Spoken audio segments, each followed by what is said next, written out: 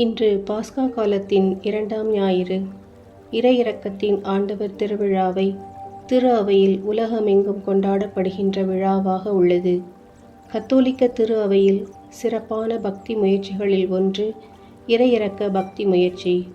உயிர்ப்பு பெருவிழா தந்தையாம் இறைவன் இந்த உலகின் மீது கொண்ட நிறைவான அன்பை தன் ஒரே மகனையே கையளிப்பதில் வெளிப்படுத்துவது போல் இறையிறக்க திருவிழா இயேசுவின் பாடுகள், இறப்பு, உயிர்ப்பின் வழியாக நாம் பெற்றுக்கொண்ட அளப்பரிய இரக்கத்தை வெளிப்படுத்துவதாய் உள்ளது.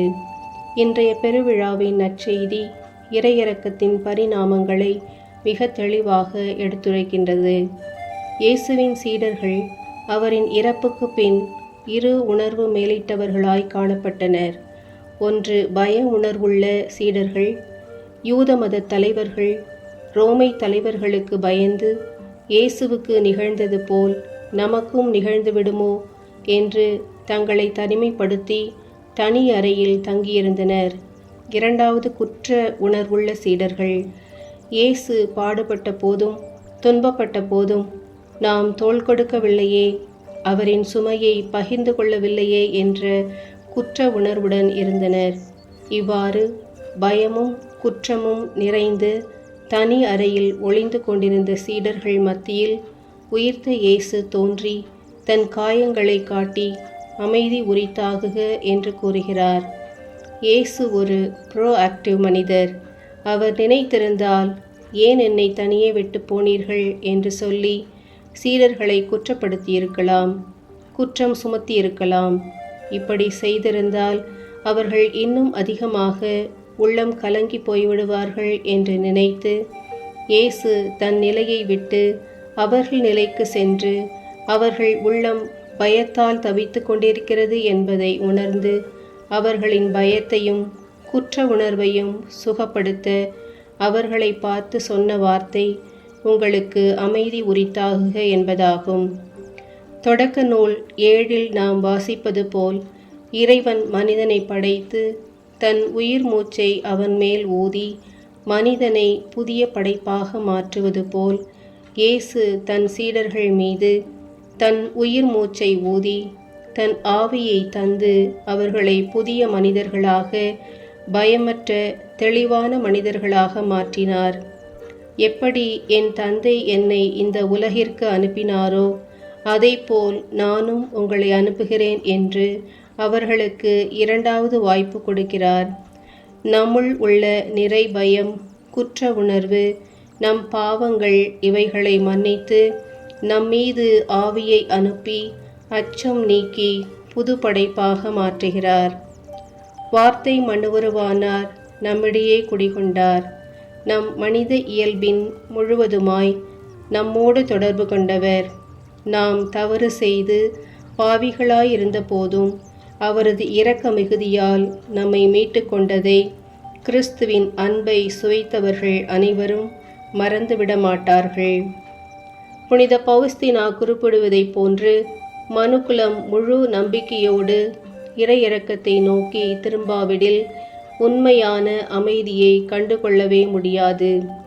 இதையே புனித திருத்தந்தை 2ஆம் ஜான் பால் அவர்களும் இறையிறக்கம் திரு அவைக்கு உயிர்த்த ஆண்டவரிடமிருந்து கிடைத்த உயிர்ப்பின் கொடையாகும் என்று அதன் முக்கியத்துவத்தை எடுத்துரைக்கின்றார்.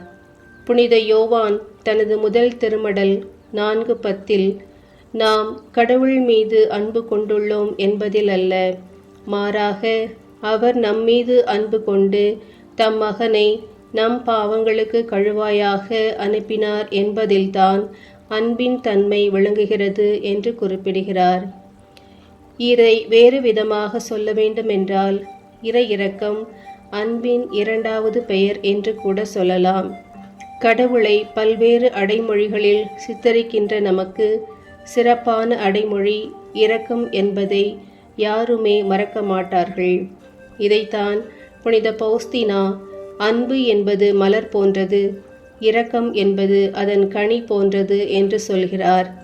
நாம் நம்முடைய பலவீனங்களில் வீழ்ந்து கிடக்கின்ற போதும், நமது பாவங்களில் உடைப்பட்ட உள்ளத்தோடு நொறுங்கி கிடக்கின்ற போதும் கடவுளின் நிலையான அன்பு நம்மை இரக்கமாய் சூழ்ந்து கரம் கொடுத்து காப்பாற்றும். இத்தகைய கனிவான அன்பை இன்றைய நாளில் உயிர்த்த ஆண்டவர் வழியாக நமக்கு வழங்கப்பட்டதை விழா எடுத்து மகிழ்கிறோம். கடவுளின் அன்பு வட்டத்திற்குள் எல்லோருக்கும் இடம் உண்டு. அந்த வட்டத்திலிருந்து வெளிவராமல் இருப்பதுதான் நமது கடமை என்று உணர்ந்திடுவோம்.